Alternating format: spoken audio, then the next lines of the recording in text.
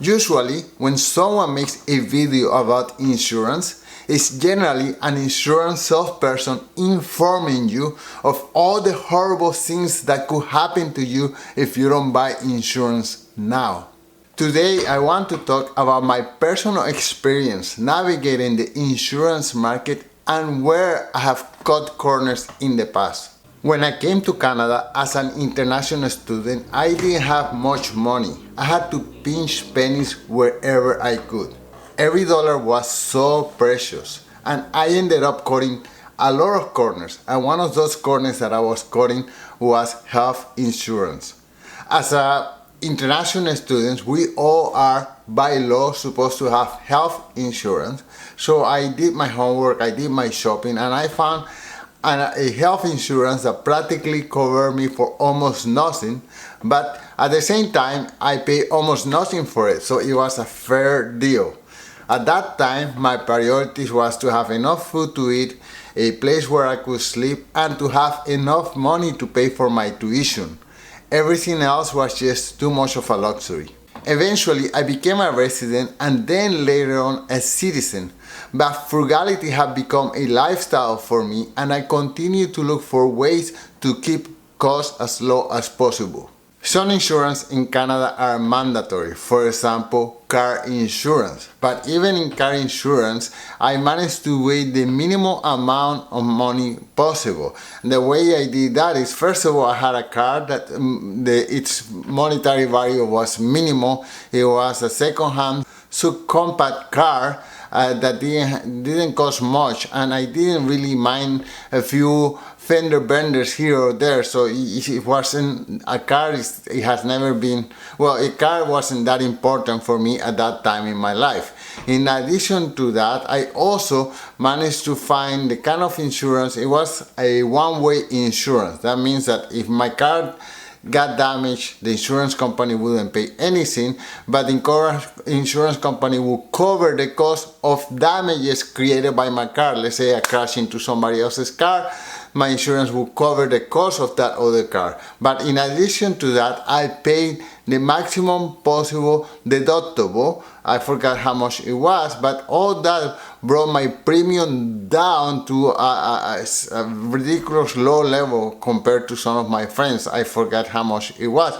But at the end of the day, I saved a lot of money in insurance, and I was so lucky that I never had any accident. So I never had to pay that premium, and all the money that I saved, of course, I put it into my savings account and didn't go out and spend it in something else. So that also helped me get a little bit ahead in life by reducing my car insurance costs. Later on in life, I bought a property, I bought a condominium, and I took a significant risk. Here in Canada, when you pay less than 20% of a down payment for a property, you have to get property insurance. There is no other way around, otherwise the bank will not give you a loan. But if you pay over 20% as a down payment, then you are allowed not to pay for home insurance. So that's what I did.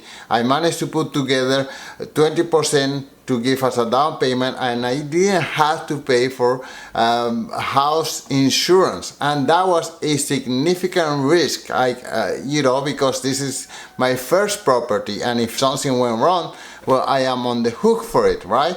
So I was relying on the insurance that we pay for the building. Let's say the building burned down, then I was relying on that insurance to pay the cover of my unit, right? But if something happened within the unit, let's say, I don't know, the kitchen, the plumbing exploded in the kitchen and the kitchen just was damaged, then that was on my own. And I figured I was able to, I felt uncomfortable, but I decided to take that risk.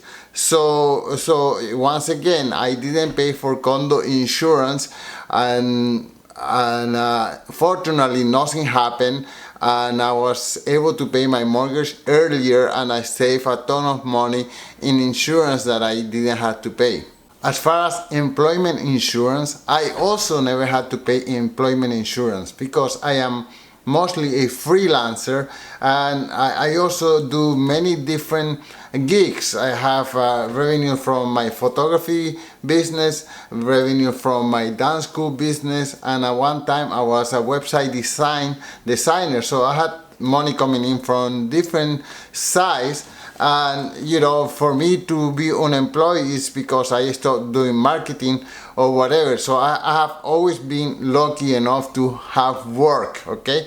But I have friends who have regular jobs, and I see in their paycheck the amount of money that they have to pay for unemployment insurance is, I think, is 7.5% or close to 8%. And over many years, let's say 20, 30 years in the labor force, that's a lot of money. And some of these friends, they are in professions that they are practically never going to be unemployed, right? So I have friends who are accountants, I have friends who are nurses, I have friends who are engineers, and these are professions that there's always a high demand for their jobs.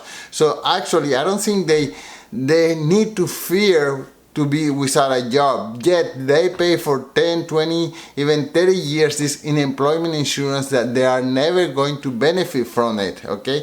On the other hand, I know of people who cheat the system a little bit. They kind of agree with their employers to be lay off for a couple of months, and during that time that they are laid off, they collect unemployment insurance, and oftentimes they work under the table, so they are committing fraud.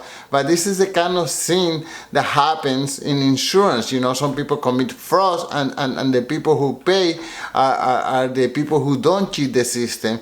So it's a little bit screwed up. Fortunately, in my case, I had never had to contribute to unemployment insurance, and I feel like I haven't been taken advantage of. And in addition to that, of course, I feel like I saved thousands and thousands of dollars, which one more time I put into my savings account, and they contribute once again towards my retirement.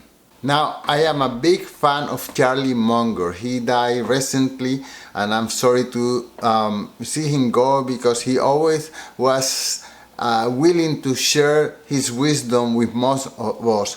But one of the things that he commented is that he is a big fan of self-insurance. What he's trying to say is that if you have the money to self-insure, of course that would be the ideal thing to do. If you have the money to self-insure your car and the car of the other individual, that's great. If you have enough money to self-insure your house, that's fantastic.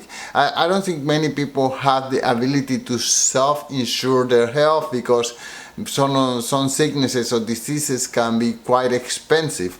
But for the rest, you know, I am a big fan of it. And he says that if you are a smart person, you should look for ways to self-insure. Now, I don't consider myself to be too of a smart person, but I do agree with Charlie Munger. And as you can see from my life history, I have tried as much as possible to self-insure. As Charlie claims, and I also agree with him, there is a lot of ways in insurance. For example, when you pay for insurance, number one, you have to pay taxes on that insurance, okay? So that is money that you will never see back. And then one time, many lifetimes ago, for a short period, I was a door-to-door insurance person, okay? So insurance company, of course, they have to pay for those big fancy buildings where they are headquartered, and that is expensive. They have to pay for the commissions of the salesperson like myself. And I remember whoever sold more insurance for the quarter, they will get a vacation to Dominican Republic, to Cuba, to Costa Rica, to many of these places. This is coming out of the pocket of the people who are paying those insurance premiums. And of course, these companies are there because they want to make some money, so they have to be a profit for the shareholders. And in addition to that, anytime that you claim you want compensation from an insurance company, they will try to lower your expectations and try to pay you as least as possible possible. So it is said that most people get 60 cents on each dollar that they pay for insurance. So I don't know, let's say I pay over the lifetime, I pay $500,000 in insurance. Well, if there are some claims, then that would be about 60% of that. So that's that. It's a losing proposition. And of course, as a salesman that I was at one time, the way that I was able to sell insurance is to instigate this fear. Oh, your house is going to burn down and you're going to be left with nothing. Your car is going to get damaged, and of course, you know, it's the end of the world, especially with people who are emotionally attached to their car. But yes, overall, if you do the mathematics, to pay insurance, there is a lot of ways, and if you can, yes, self-insurance will give you more autonomy and better control of your money. Thank you so much for watching, and until soon. Peace.